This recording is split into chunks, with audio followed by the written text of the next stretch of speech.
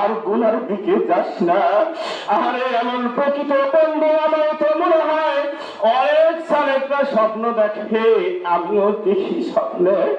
আমার তো মনে হয় আমার মুর্শিদ কবরের জগতে নাজ নিয়ামত ভোগ করতেছে, আমার নাজ নিয়ামত ভোগ করতেছে, আর আমাদের জন্য দোয়া করতেছে, আর বলতেছে আমার রুহানি সন্তানদেরকে রেখে আসছে আল্লাহ, আমার রুহানি সন্তানরা যেন তোমাকে ভুলে না।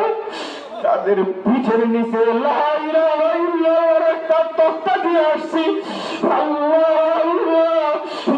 তোমাদের হাতে পায়ে ধরিয়া বলি, আপনাদের হাতে পায়ে ধরিয়া বলি, যারা যাকে শায়েখ হিসেবে মানছেন, আরে নিসবত শক্ত করে নরবরে খুশি করিয়া না।